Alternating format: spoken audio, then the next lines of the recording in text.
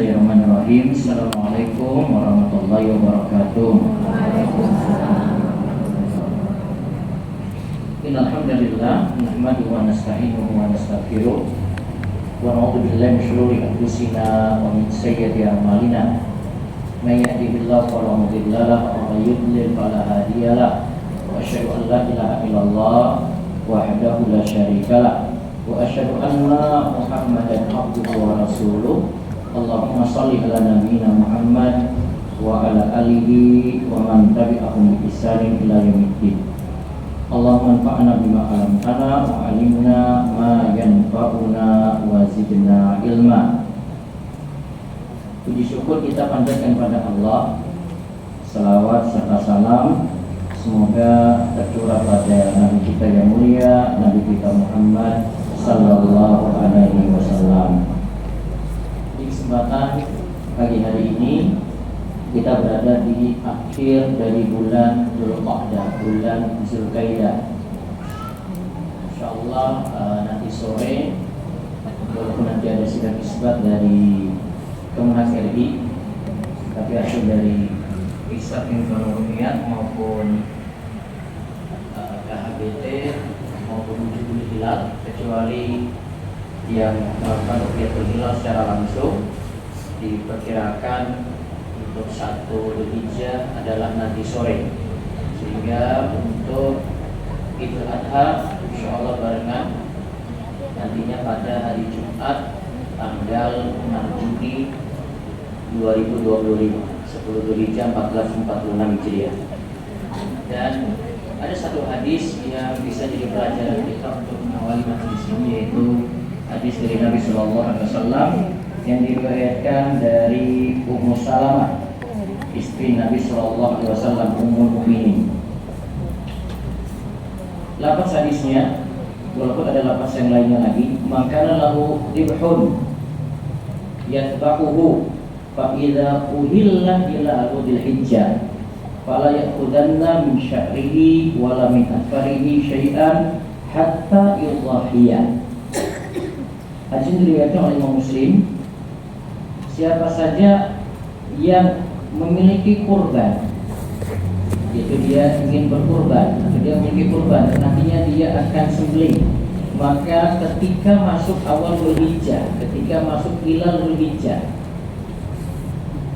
nah di depannya itu kalimat syarat, fala ya'khudanna min sya'rihi, maka janganlah dia itu memotong rambutnya, wala min asfarihi, dan janganlah dia itu memotong kukunya, syai'an, sedikit pun, hatta yudhhiya, sampai nanti kurbannya tadi disembelih.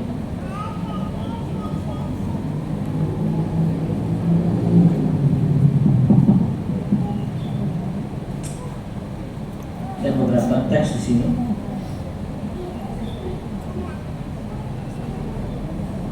Yang pertama, yang punya kurban dulu, berarti sudah punya keinginan kurban. Yang memiliki atau berkeinginan untuk berkurban.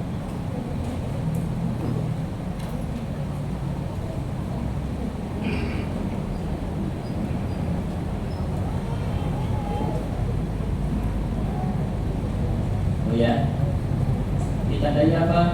Kalau di kepanitiaan di masjid kan sudah setor untuk dana sebelum kurban itu tiba. Misalnya patungan sapi sepertujuh atau 1 ekor kambing. Terus masuk 1 Dzulhijjah,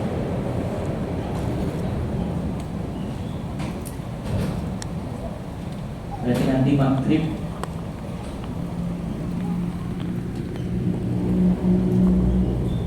ini malam Rebu ya.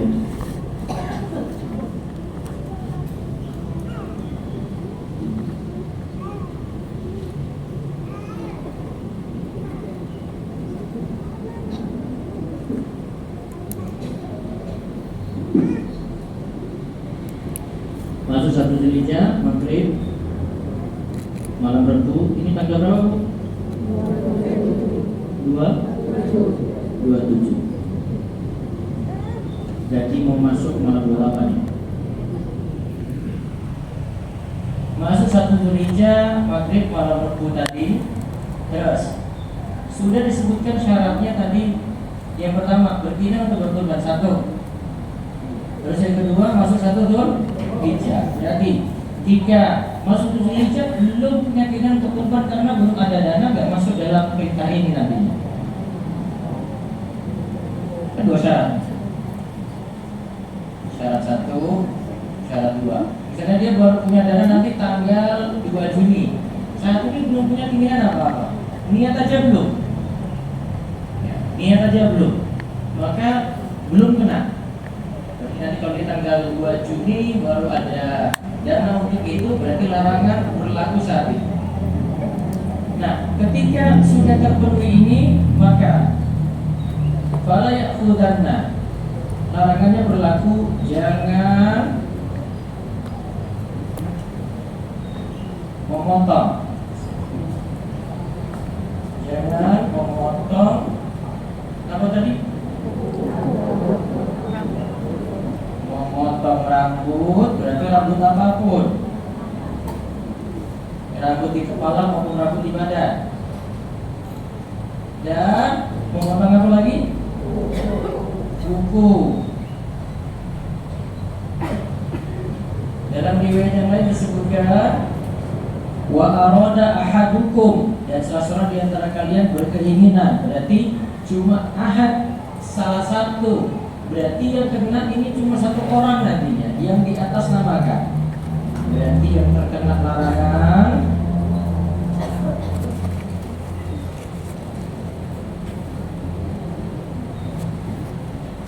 sahibul qurban.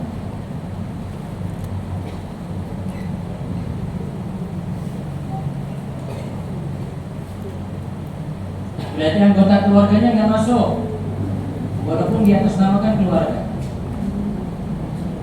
Maka jangan potong rambut dan kuku. Nah, berarti sahibul qurban saja. Kalau memang kepala keluarga di situ, berarti suaminya saja, yang lainnya nggak kena. Terus hatta yudhiyah, berlaku larangan ini sampai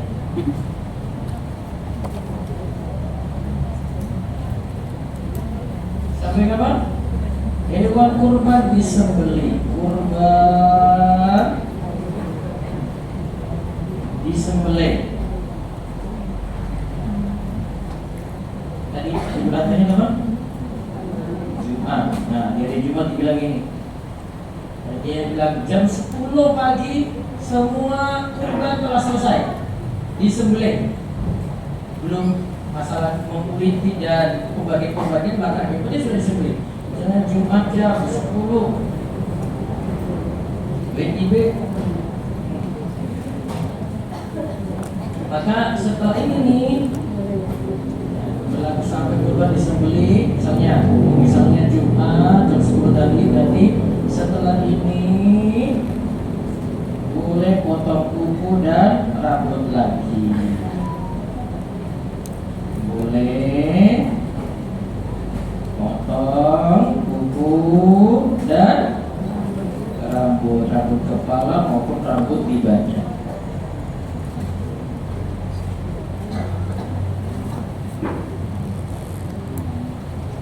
Nah, nanti sampaikan pada sahibul qurban.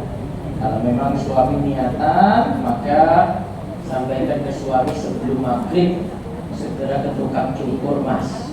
10 hari itu buat gerah rambutnya, 10 potong kuku. Nah, tadi hukumnya apa? Kalimat jangan di sini, yang lebih tepat ini dimaknai makruh tanzih. Ini larangan makruh, tidak sampai derajat haram. Dan kaidah dalam usul fiqh, dalam kaidah fikih, suatu yang butuh, ada sesuatu yang makruh tetapi butuh untuk dilanggar, maka tidak masalah. Berarti kalau memang ada kebutuhan untuk potong kuku, potong rambut, ya tidak ada masalah. Kurbannya tetap sah. Ya, kurbannya tetap sah.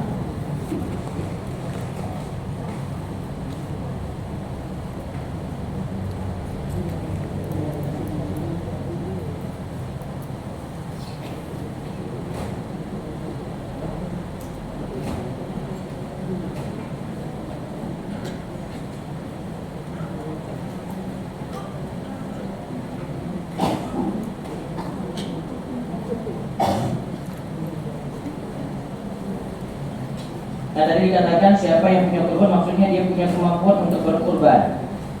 Situ kurbannya ada unta, sapi, atau ghanam, kambing. Di mana hewan-hewan ini terpenuhi syarat untuk disembelih nantinya. Maka ketika masuk awal Dzulhijjah dengan terlihatnya hilal, kemudian dia punya keinginan untuk berkurban, maka jangan dia potong rambutnya, baik rambut kepala atau di bulu ketiak atau di kemaluan. Begitu juga dia tidak boleh memotong kukunya, baik kuku di tangan maupun kuku di kakinya. Dia tinggalkan itu semuanya sampai hewan kurban disembelih. Nah, di sini katakan oleh para ulama, ini dimisalkan seperti orang yang berihram. Ini disamakan tasyabbahu bil muhrimi. Kama anal muhrimi bil haji fi dzalikal waqt la ya'khudh syai'an min sya'rihi wa asfarihi. Karena orang yang berhaji itu ketika berihram saat haji tidak boleh motong kuku, tidak boleh motong rambut. Ini disamakan dengan apa? Orang yang berihram, muhrim. Nah, ini disamakan dengan muhrim. Muhrim apa? Muhrim di sini orang yang berihram. Apa bedanya dengan mahram, Bu? Hei, Ibu. Kalau muhrim dari kata ahrama yuhrimu ihraman muhrimun. Muhrim. Kalau mahram itu yang haram dinikahi. Jadi kalau muhrim orang yang berihram, maka larangan ini disamakan dengan orang yang berihram saat haji. Pada tanggal ini kan di awal Dzulhijjah itu mereka dilarang apa? Dilarang potong rambut, dilarang lagi potong kuku. Sama tasyabbah, ya, dimisalkan, disamakan, diserupakan.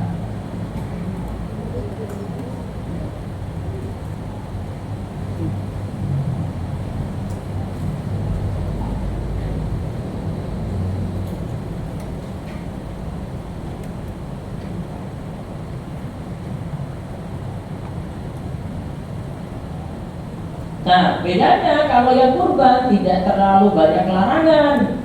Kalau yang berihram dia pakai kain ihram saja, tidak boleh pakai pakaian yang membentuk lekuk tubuh, tidak pakai baju lagi, tidak pakai celana atau semisal itu, tidak pakai wangian, tidak pakai parfum. Ya. Tadi dia tidak potong kuku, dia tidak potong rambut, larangan lebih banyak. Kalau ini cuma ngambil sebagian larangan saja. Nah, ini ngambil sebagian larangan saja. Dan kalau dilanggar pun itu tidak sampai terkena dam. Istilahnya apa? Dam. Tapi kalau dalam haji itu dilanggar tadi, dia kok nggak sadar dia sudah pakai tadi kain ihram, dia masuk kamar mandi, bawa kaos, bawa celana, padahal belum tahallul, sudah pakai, maka kena dam. Ya sengaja kena dam di situ. Apa damnya? 1 ekor kambing, lumayan lah. Tapi kalau langgar lagi, nanti berlipat-lipat lagi beda. Kalau Saat kurban kita langgar, misalnya dari potong kuku, potong rambut, ya tidak terkena konsekuensi beda. Bedanya di situ. Nah, jadi siapa saja yang ingin berkorban, ingat larangan disebutkan dalam hadis Ummul Mukminin, Ummu Salamah tadi yang sudah disebutkan. Semoga yang berkorban Allah mudahkan rezekinya, diberikan rezeki yang lebih baik, dan mudah-mudahan korbannya diterima oleh Allah Subhanahu wa taala. Baik, sekarang kita lihat di halaman 69. Doa itu silahul mukmin. Doa itu senjata orang mukmin. Jadi kita ini Allah anugerahkan kita punya senjata luar biasa untuk mengatasi masalah, untuk mengatasi problem, untuk menghadapi berbagai cobaan, ada terkait dengan urusan dunia dan masalah akhirat. Gimana solusinya? Dengan berdoa. Kita lihat apa yang dikatakan oleh Imam Bukhari dalam kitab beliau Ad-Dawa Dawa. Beliau katakan doa termasuk sebab paling kuat. Satu, untuk mendapatkan keinginan. Yang punya keinginan, punya harapan untuk diri sendiri, untuk suami, untuk anak, kuatkan lagi doa. Ingat catatannya, keinginannya jangan hanya keinginan duniawi. Besok anak saya kerja, besok anak saya ini dan itu, ya. Keinginan yang lebih diprioritaskan lagi adalah keinginan ukhrawi, keinginan akhirat, supaya dimudahkan masuk surga bersama keluarga, supaya dijauhkan dari siksa kubur, dijauhkan dari siksa neraka. Keinginan-keinginan ini lebih dibutuhkan. Terus yang kedua, doa itu jadi sebab terkuat juga mencegah terjadinya hal-hal yang tidak dikehendaki di dunia, supaya diselamatkan dari penyakit berat, supaya diselamatkan dari sifat-sifat jelek, sifat bukhl, sifat jubn, sifat pelit, ya, enggan mengorbankan anggota badan, sifat haram, yaitu keadaan jelek di waktu tua, supaya dihindarkan juga dari musibah mendadak. Terkait juga dengan akhirat, supaya diselamatkan dari siksa kubur, supaya diselamatkan dari neraka. Meskipun demikian, terkadang doa tidak memberikan efek apapun. Nah itu, padahal itu sebab terkuat, dapat keinginan, terus tercegah dari hal-hal buruk. Tapi ada yang sudah berdoa, doanya tidak membawa efek apapun. Kan sayang sekali di sini. Sudah banyakin doa, tapi doanya nggak ngefek. Hal ini bisa terjadi, kata Imam Al-Qayyim, disebabkan doa itu pada dasarnya memang lemah. Dicatat situ, Bu. Doanya berarti lemah. Lama dari lemah apa, Bu? Nah, berarti nggak kuat. Misalnya doa ini lemah karena apa? Doa yang tidak disukai oleh Allah karena mengandung kezaliman. Ya Allah, mudahkanlah ya Allah, saya dapat tanah sebelah sana ya Allah, walaupun itu bukan hak waris saya. Zalim, bukan jatah kita kok. Ya Allah, kakak saya itu zalim sekali, dia ngambil yang harusnya milik saya. Padahal secara hitungan itu bukan hak dia. Kita mengandung kezaliman, kita menuntut yang bukan hak kita. Saya kan pernah sebut tentang istilah zalim itu. Zalim itu adalah wad'u syai' fi ghairi mawdi'ihi, meletakkan sesuatu atau kita mengambil sesuatu, meletakkan satu bukan pada tempatnya, atau mengambil sesuatu yang bukan hak kita. Salah tempat di situ. Ya kalau memang bukan hak kita, ya keluarkan saja sudah. Kalau dia berdoa seperti ini isinya kezaliman, doa lemah malah. Walaupun sambil nangis-nangis. karena doanya salah, atau karena lemahnya hati orang yang berdoa, hatinya sendiri yang lemah. Seperti hati yang lemah itu kurang yakin. Karena kita berdoa kurang yakin pada doa sendiri, dikabulkan apa enggak ya? Ya kalau Allah kabulkan ya alhamdulillah, kalau enggak ya wes. Nanti ada bahasa ini Bu.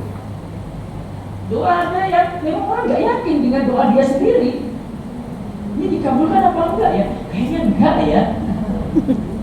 Ini namanya enggak yakin Bu, lemah doa itu. Terus Imam Bukhari katakan lagi, serta tidak adanya ketundukan kepada Allah.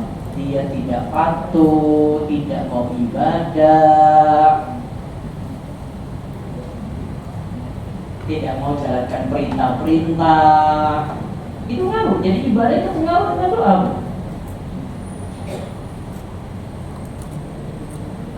Terus mungkin juga itu disebabkan sesuatu yang menghalangi terkabulnya doa. Nah, ada penghalang-penghalang terkabulnya doa kita, sehingga doa tadi tidak efek sama sekali. Apa saja itu? Satu, ini baru diantaranya, mengkonsumsi makanan yang haram. Apa?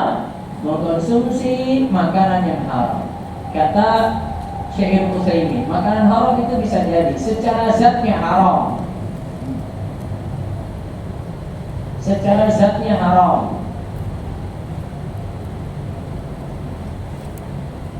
Ada dari bahan babi,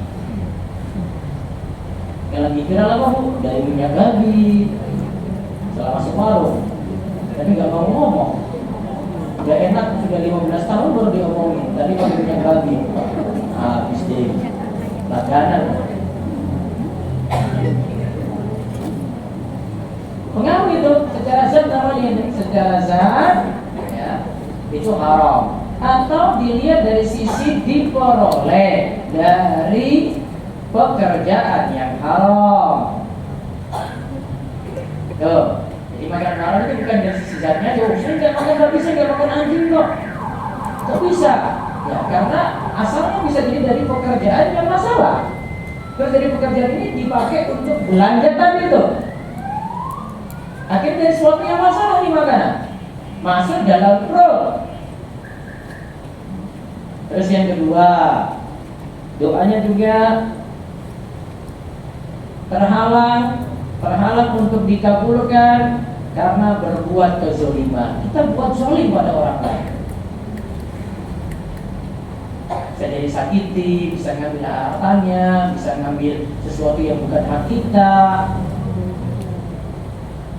Terus yang ketiga, tertutupnya hati dengan maksiat. Tertutupnya hati dengan maksiat. Allah Subhanahu wa taala katakan kalla bal rana ala qulubihim ma kanu yaksibun. Sekali-kali tidak. Akan tapi ada noda hitam, yaitu dosa yang mereka perbuat yang nutupi hati mereka. Kata para ulama, hati itu awalnya putih bersih kayak gini. Nih, tangan 5 ini. Buka tangannya Bu, bersih kan? Nah, kalau buat dosa satu jari tutup. Buat dosa lagi, tutup lagi. Buat lagi, nah, tutup lagi. Tutup namanya ini. Jadi hati tertutup gara-gara apa? Numpuk maksiat. Kata Ali bin Abi Thalib, ya, musibah itu datang itu karena dosa dan musibah itu terangkat ya dengan taubat. Maka suruh taubat baru buka lagi, berbanyak istighfar, buka lagi, istighfar lagi, buka lagi. Terus yang keempat, kondisi jiwa yang terkuasai dan terkalahkan oleh kelalaian. Banyak lalai, sholat saja telat terus, bangun subuh jam 6 terus, rutin Bu. Dan happy aja. Setelah itu olahraga. hari. Tadi subuhnya jam berapa tadi? 6. Ada Bu orangnya, masih hidup orangnya Bu. Ini kan walafiat tuh gara-gara hari itu, tapi subuhnya telat. Malah itu namanya. Terus sudah keluar waktu. Ustaz masih mending saya, iya masih mending kamu memang. Ada yang nggak sholat juga, iya, tapi ya kayak gitu juga. Ada yang curhat lagi, suaminya yang bangun telat, jadi yang bangun itu istrinya. Terus istrinya ya kalau bangunin suaminya marah-marah, ya sudah dia sholat dulu. Ketika dia sholat dulu sudah selesai, dia bangun suaminya marah balik lagi. Kok nggak ngajak saya? Saya sudah dibangunin. Marah-marah lagi. Nanti kamu marah-marah, suaminya keluar dari rumah. Malah suaminya yang keluar. Ini namanya lalai ini. Ya. Istilah lainnya tuh goflah. Ya. Goflah itu artinya lalai. Ya, sesuatu yang wajib, tapi tunda-tunda terus sampai keluar waktu. Kadang juga kelalaian itu karena nafsu syahwat, terjerumus dalam dosa besar, terjerumus dalam mira, terjerumus dalam zina, nafsu yang dia kedepankan. Jiwanya kalah, terkalahkan dengan kelalaian, terkalahkan dengan nafsu syahwat, doa juga lemah. Kalau doa sudah lemah, masalahnya makin berat atau makin ringan, Bu? Berat. Kalau doa sudah lemah, Bu, problemnya pada masalah lagi, Bu. Masalah kita gak akan ada jalan keluar. Karena doanya sudah lemah di sini. Maka yang salah di sini adalah diri sendiri. Sehingga kalau itu pun ada kezaliman dari orang lain, yang dilakukan adalah pertama kali introspeksi diri. Oh, saya ternyata sungguhnya telat terus. Saya masih dahulukan hawa nafsu saya. Oh, saya masih melakukan dosa besar seperti ini. Nah, dikoreksi. Kalau dikoreksi, akibatnya nanti pengaruh pada doa. Kalau doanya kuat, masalah Allah akan berikan jalan keluar. Tapi kalau doanya lemah, masalah akan numpuk dan numpuk. Tentang perihal doa ini disebutkan dalam Al-Mustadrak Al-Hakim dari Abu Hurairah radhiyallahu anhu. Nabi sallallahu alaihi wasallam bersabda, "Ud'ullaha, berdoalah kepada Allah." Tapi disarankan oleh Nabi SAW di sini, keadaan kita ingin diperbaiki. Berdoalah kepada Allah wa antum muqinuna bil ijabah, dalam keadaan yakin. Kalau kita sebut dalam keadaan itu berarti saat berdoa harus penuh keyakinan. Wa antum muqinuna bil ijabati, dan kamu dalam keadaan yakin. Yakin doa itu terkabul. Nah, keadaan yakin ini harus ada ketika berdoa. Kalau doanya kurang yakin, doanya lemah. Wa'lamu, dan ketahuilah, annallah, sesungguhnya Allah, la yaqbalu, tidaklah menerima doa min qalbin, dari hati yang ghafil. Ya, tadi kita sebut ghaflah ya, hati yang lalai, yang ibadahnya saja masih kurang-kurang. Nah, ya sampai tinggalkan sholat, kerjakan luar waktu, hati yang ghafil namanya. Dan juga Allah tidak menerima doa dari hati yang lain, hati yang lalai, hati yang tidak serius. Berarti dari hadis ini kesimpulannya ada 3, Bu. Doa yang terkabul dari hadis ini, 1, yakin terkabulnya doa. Yang kedua, jangan sampai jadi orang yang lalai sampai tinggalkan kewajiban atau terjerumus dalam maksiat.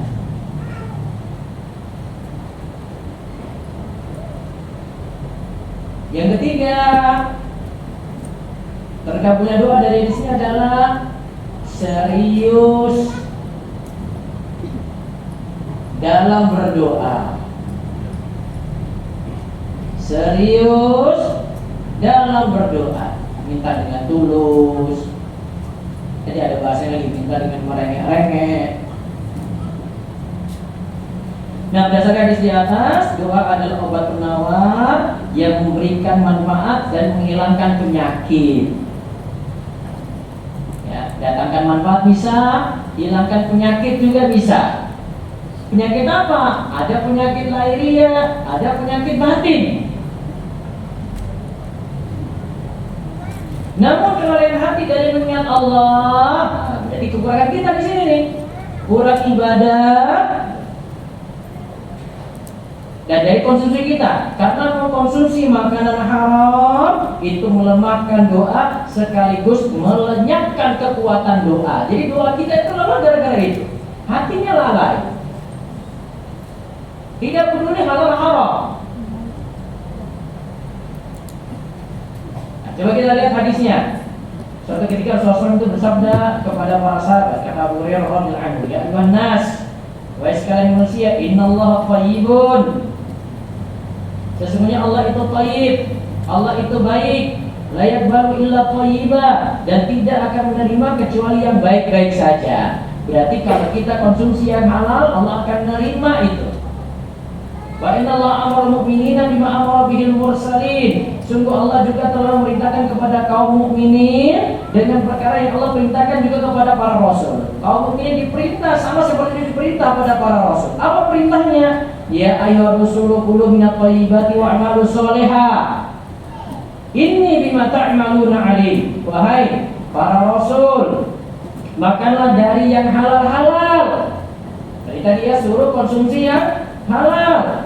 Dan ketahuilah wa'malu sholihah, dan beramallah yang soleh. Berarti dia di sini Allah kaitkan amal soleh dilakukan dengan mengkonsumsi makanan yang halal. Berarti dua ini saling terkait. Ini bima ta'maluna alim. Sesungguhnya aku terhadap apa yang kalian lakukan, aku itu maha mengetahui, kata Allah. Juga Allah berfirman, ya ayyuhalladzina amanu, wahai orang-orang yang beriman, kulu min thayyibati, makanlah dari yang halal, ma razaqnakum. Ini Allah perintahkan kepada orang beriman. Kalau tadi perintah pertama untuk para rasul, perintahnya sama. Para rasul diperintahkan makan yang halal, kita orang-orang beriman diperintahkan juga makan yang halal. Ma razaqnakum, dari rezeki yang Allah berikan pada kalian. Berarti perintah kepada para rasul sama dengan perintah kepada orang-orang beriman, yaitu disuruh makan yang apa? Halal. Dan tadi ingat ya, pengaruh halal itu nantinya pada amal soleh. Jadi amal soleh itu makin semangat itu kalau kita berusaha untuk mengkonsumsi yang halal. Berarti kalau malas-malasan bisa jadi ada sesuatu yang dikonsumsi yang masalah. Kemudian tumadakar rajula yutilu safar akbar yamuddi yadahu ila sama, ya rabbi wa mat'amu haramun wa mashrabu haramun wa malbasu haramun wa ghudhiya bil harami fa anna yustajabu li dzalik. Kemudian beliau menceritakan tentang seorang laki-laki yang tengah melakukan perjalanan panjang alias safar. Yang dimaksudkan di sini adalah safar tawil, safar yang panjang. Safar tawil itu jika memenuhi marhalatain, dua marhala. Apa dua marhala? Kalau teks tadi sebutkan 16 farsa, arba'ata burud atau 16 farsa. Zaman ini perjalanan panjang itu sekitar minimal 84 kilo, 84 kilometer. Dari Masjid Mina ini ke Solo sudah berapa kilo? Baru 60. Belum jauh, Bu. Ke Karanganyar sana lagi tuh. Ke Tawangmangu di atas sana. Baru jauh itu.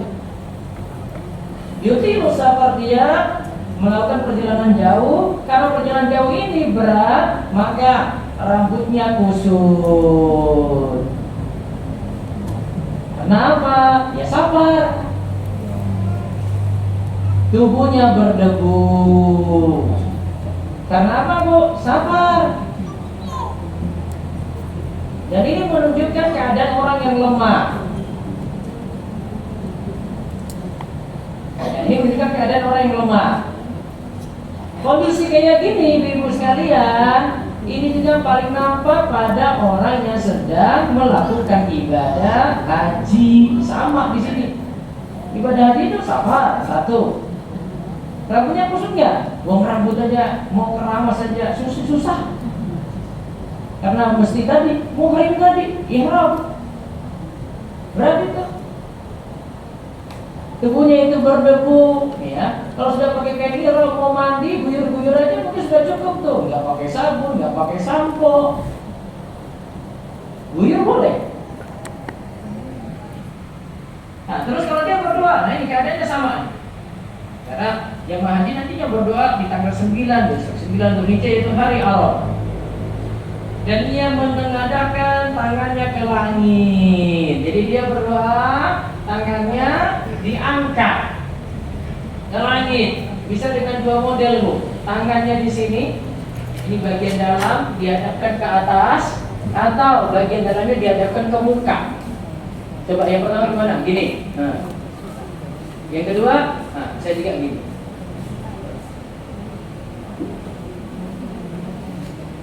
Terus dia mengatakan ketika berdoa menengadahkannya tangannya ke langit, ya Rabbi, ya Rabbi. Dia mohon, wahai Rabbku, wahai Rabbku. Ternyata wa mat'amu haramun, makanannya haram. Wa mashrabu haramun, minumannya haram. Wa malbasu haramun, pakaiannya haram. Wa ghudhiya bil harami, dan dia dibesarkan dengan hal-hal yang haram. Fa anna yustajabu lidzalik, bagaimana mungkin doanya itu terkabul? Dari hadis ini dia sudah berbuat beberapa hal untuk terkabulnya doa. Coba kita rinci dulu di sini. Terkabulnya doa dari hadis ini. Satu, sabar. Keadaannya sabar. Yang kedua, keadaannya lemah. Tadi rambut kusut, badan berdebu tadi, orang lemah.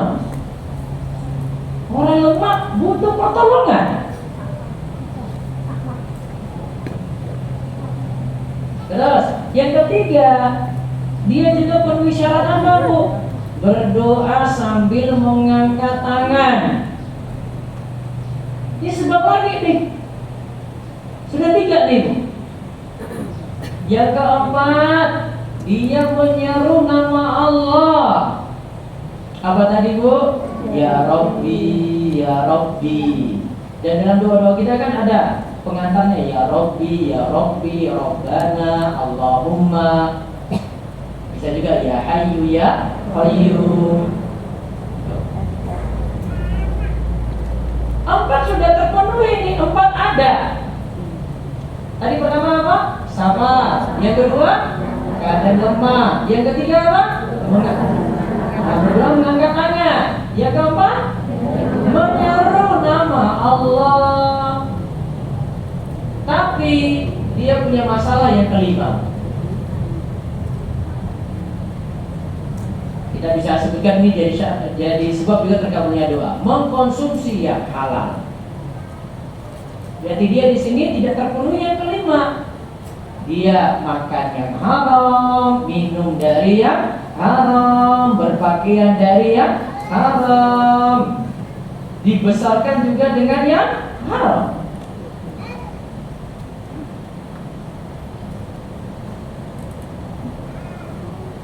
Maka kalau 5-5-nya terpenuhi, kemungkinan besar doanya itu terkabul. Kalau 5-5-nya tadi terpenuhi, sampai yang kelima tadi ya, mengkonsumsi yang halal ya, terpenuhi, ya kemungkinan besar doanya terkabul. Tapi lantaran 1 tidak terpenuhi, 4 tadi kayak tidak ada ngaruhnya. Ya Nabi katakan, fa'ana yustajabu lidzalik. Bagaimana mungkin doanya itu terkabul? Problemnya cuma itu. Padahal sabarnya sudah, mohon-mohonnya karena butuh lemah tadi sudah. Terus ngangkat tangannya serius lagi sudah juga. Dia panggil-panggil nama Allah dalam doanya, tapi cuma satu yang tadi jadi masalah, yaitu karena mengkonsumsi yang haram. Coba kita lihat lagi riwayat dari Abdullah bin Imam Ahmad. Dia putra dari Imam Ahmad, menyebutkan dalam kitab Az-Zuhd karya ayahnya, dahulu Bani Israel pernah ditimpa bencana, sehingga mereka pun keluar ke suatu tempat untuk berdoa. Nah ini namanya tertimpa bencana terus berdoa, namanya istighatsah. Lagi tertimpa bencana terus kita berdoa, itu namanya istighatsah. Istighatsah itu meminta tolong ketika musibah sudah turun. Kemudian Allah merayukan kepada nabinya untuk mengabarkan kepada mereka, sungguh kalian keluar ke dataran tinggi ini dengan badan yang najis, bi abdanin najasati. Kalian keluar dalam keadaan badan yang najis. Kalian menengadahkan tangan-tangan kalian kepadaku. Tapi tadi badannya apa tadi, Bu? Najis. Padahal dia berlumuran darah, dan dengannya kalian penuhi rumah-rumah dengan barang-barang yang haram. Di rumah-rumahnya ada barang-barang yang haram. Apakah kalian sekarang memohon pada saat murkaku kepada kalian telah pertama? Kalian hanyalah akan semakin menjauh dariku. Kalau kalian berdoa dalam keadaan seperti ini, rumahnya tadi ada barang-barang yang haram, badannya di sini penuh najis. Abu Dhar berkata, yakfi minat du'ai ma'al bir, ma yakfi ta'amat minal milh. Cukuplah doa itu bisa diterima jika disertai dengan kebaikan, yakni layaknya sejumput garam yang mencukupi sejumlah makanan. Jadi doa itu bisa diterima jika disertai dengan kebaikan, jangan diisi dengan sesuatu yang masalah. Nah, kaitannya dengan tema kali ini, bagaimana doa bisa menjadi senjata, menjadi silah, menjadi apa? Senjata. Dan ingat ya, senjata ini kita punya, masing-masing itu kita punya, karena kita mampu berdoa. Kata Imam Ibnu Qayyim dalam kitab Ad-Dawa wa Du'a min anfa'il anbiyati, doa adalah obat yang amat bermanfaat. Wa wa'adul bala, dan dia adalah musuh bagi bencana. Yudhafi'u, doa itu bisa memerangi bencana tadi. Adul bala, yudhafi'uhu, menolaknya. Yu'aliju, mengobatinya. Wa yamna'u nuzulahu, mencegah turunnya. Wa yarfa'uhu, dan mengangkatnya atau menghilangkannya. Au yukhaffifuhu idza nazala, atau memperingan musibah tadi ketika musibah itu turun. Wa huwa silahul mu'min. Kesimpulannya doa kalau dilihat dari 5 poin ini, Bu, saya biasanya ringkas jadi 3. Doa itu punya fungsi 1, menolak musibah. Berarti musibahnya nggak jadi datang.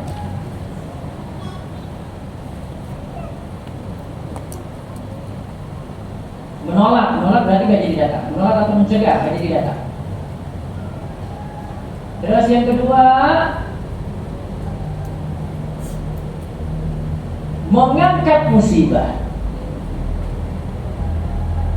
Mengangkat musibah berarti musibahnya sudah turun, Bu. Nah, sudah turun nih. Nah, diangkat. Kalau tadi kan yang pertama sudah datang belum? Belum. Tapi apa? Tercegah. Ditakdirkan musibah ini mau datang, tapi dia perkuat dengan doa. Tercegah tadi. Terus yang ketiga, memperingan Memberikan artinya apa, Bu? Sudah turun apa belum? Sudah. Adanya di sini 10, terangkat 5. Masih mending, Bu, daripada tetap 10. Apa tadi pertama, Bu? Menolak atau mencegah. Yang kedua, mengangkat. Yang ketiga, memberikan. Nanti ilustrasinya digambarkan oleh Imam Ibnu Qayyim di halaman 77. Nanti kita bahas terakhir itu. Hal ini sebagaimana diriwayatkan oleh Al-Hakim tentang doa ini adalah senjata orang mukmin. Dari Ali bin Abi Thalib radhiyallahu anhu bahwasanya suatu ketika Rasulullah sallallahu alaihi wasallam bersabda, "Ad-du'a silahul mu'min." Doa itu senjata orang mukmin. Wa imaduddin, dan itu adalah tiangnya agama. Wa nurus samawati wal ardh, serta cahaya langit dan bumi. Nah, terus Imam Ibnu Qayyim jelaskan di sini. Ini kuncinya di sini. Lihat. Ini lagi menggambarkan doa saat melawan musibah. Doa saat melawan musibah. Walau ma'al bala'i salasu maqamatin. Ketika bersanding dengan musibah, artinya doa ini ketika berhadapan dengan musibah, doa mempunyai 3 kondisi. Ahaduha, kondisi pertama, am yakunu aqwa minal bala'i fayadfa'uhu. Doa lebih kuat daripada musibah. Berarti doanya kuat, musibahnya lemah. Maka dari itu doa mampu mencegah terjadinya musibah. Berarti musibahnya jadi datang atau tidak? Tidak jadi datang. Terus yang kedua, Athani ayyakuna ad'afa minal bala'i fayaqwa alaihi al-bala' fayusabu bil abdu walakin qad yukhaffifuhu wa in kana dha'ifan. Yang kedua ini doanya lebih lemah daripada musibah. Doanya lebih lemah, Bu. Akhirnya doa itu terkalahkan. Sehingga musibah pun menimpa orang yang bersangkutan, musibahnya datang. Karena doanya apa? Lemah, musibahnya lebih kuat. Namun, cara tamunya itu, Bu, doa bisa meringankan musibah meski hanya sedikit.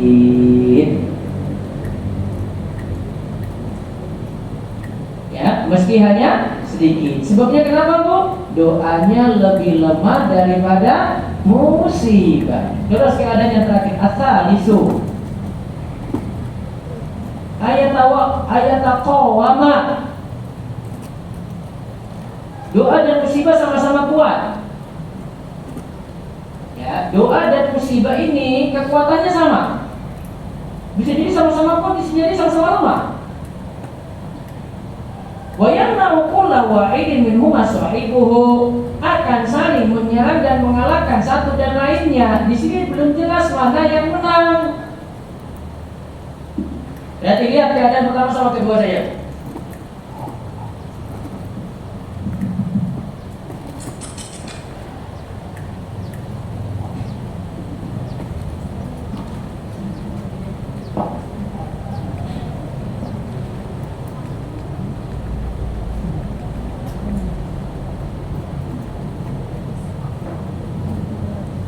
Dan pertama mampu doanya kuat atau lemah? Doa kuat. Terus musibah? Musibahnya lemah. Apa yang terjadi, Bu? Mana yang menang? Doa. Berarti apa? Doa menolak musibah.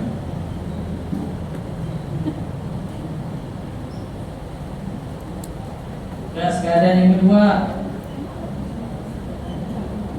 kembali doanya lemah,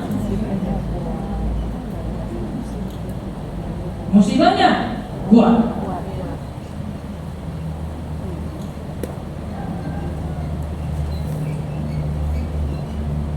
Apa yang terjadi, Bu? Yang mana Bu? Hah? Yang mana? Musibah. Berarti musibah tetap datang atau tidak? Musibah datang.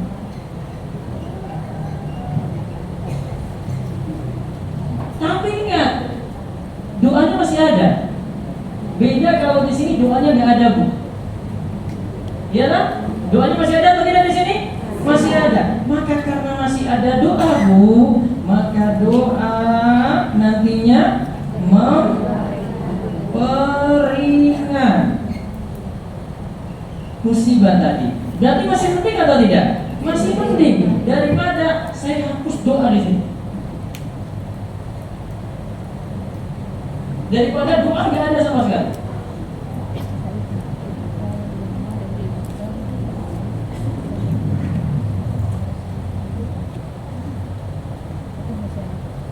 Nah, nanti kaitannya dengan masalah takdir nanti, Bu. Saya baca sampai hadisnya tentang takdir di sini. Al-Hakim meriwayatkan dalam sahihnya dari Aisyah radhiyallahu anha, dia mengatakan bahwa Rasulullah SAW bersabda, la yubni hadarun min qadari wa du'a'u yanfa mimma nazala mimma lam yanzil wa innal bala'a la yanzilu fayalqahu du'a'u fayata'al jani ila yaumil qiyamati. Sikap waspada tidak mampu menolak takdir. Doa memberikan manfaat kepada hal yang telah terjadi dan yang belum terjadi. Pada saat musibah turun, doa segera menghadapinya. Keduanya saling bertarung hingga tiba hari kiamat. Jadi doa dengan musibah bisa saling bertarung seperti ini. Terus disebutkan juga dalam kitab yang sama dari Ibnu Umar radhiyallahu anhu. Nabi sallallahu alaihi wasallam bersabda, "Adwa'u yanfa mimma nazala wa mimma lam yanzil. Fa'alaikum ibadallahi bid-du'a." Doa itu akan memberikan manfaat terhadap apa yang telah terjadi maupun yang belum terjadi. Hendaklah kalian semua berdoa, wahai hamba-hamba Allah. Masih dalam kitab yang sama juga. Ini kaitannya dengan ini, Bu.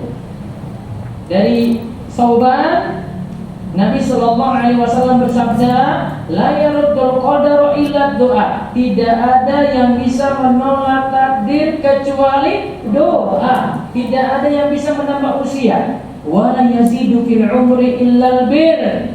Tidak ada yang bisa menambah usia kecuali kebajikan. Wa inna rajula la yahramu rizqa bi dhanbi yusibuhu. Sungguh seseorang itu benar-benar akan terhalang dari rezekinya karena dosa yang telah dia kerjakan. Itu diganti dosa. Kalimatnya doa itu. Berarti kaitannya dengan takdir. Nyambung dengan hadis tadi. Karena ada doa, ditakdirkan musibah mau datang, Bu. Doanya nolak musibah tadi. Iya kan? Terus sekarang karena ada doa juga, musibahnya kuat, tetap doa masih ada pengaruh. Doa nanti apa, Bu? Memperingan. Nyambung ke hadis tadi, Bu. Berarti tidak ada yang dapat menolak takdir kecuali doa. Kita sambungkan di sini, Bu. Berarti doa kalau ada bisa menolak takdir atau bisa memperingan. Tetap itu datang tapi memperingan, Bu. Berarti masih penting ada doa, Bu, daripada tidak ada doa sama sekali. Maka orang yang tidak pernah berdoa masalahnya makin berat. Jadi masalahnya putar-putar terus gak ada jalan keluar. Tapi kalau dia berdoa, cuma dua kemungkinan nih, kemungkinan besarnya nih. Bisa nolak tadi musibah, bisa apa? Memperingan, masih mending boleh kedua ini.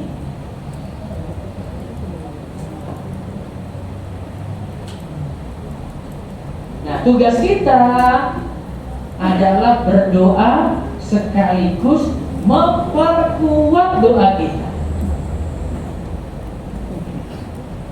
Dua hal yang diingat, Bu. Tugas kita itu pertama, doa ada dulu nih, doa ada dulu. Karena kalau doa ada minimal kan memperingan. Terus tambah lagi supaya pengaruhnya kuat, doa itu harus lebih kuat daripada musibah tadi. Berarti ada problem. Ada orang yang doakan kita jelek. Cara ngatasinya gimana? Cara ngatasinya gimana? Hah? Lawan lagi dengan doa. Lawannya gimana, Bu? Perkuat doa lagi. Ya Allah, selamatkanlah saya dari doa jelek dia. Hah? Ada kasus saya pernah dapati, seorang ibu itu terlanjur doakan jelek anaknya sebelum meninggal. Udah meninggal nih, wah, anaknya sudah mulai khawatir nih. Pertanyaannya ke saya, oh satu gimana ngatasi? Saya pakai kaidah Imam Al-Qayyim ini tadi nih. Cuma dua kemungkinan aja. Kalau ada doanya kuat, itu kamu. Terus kalau ada doanya kau nih tetap lemah, ya doa yang lawan itu lebih kuat, minimal memperingat.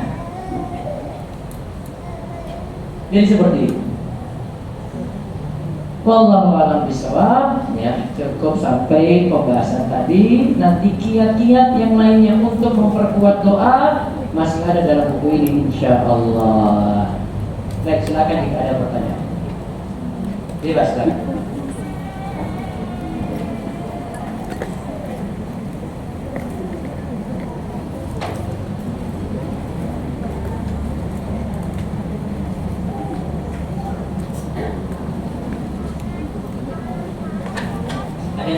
Silakan. Apakah doa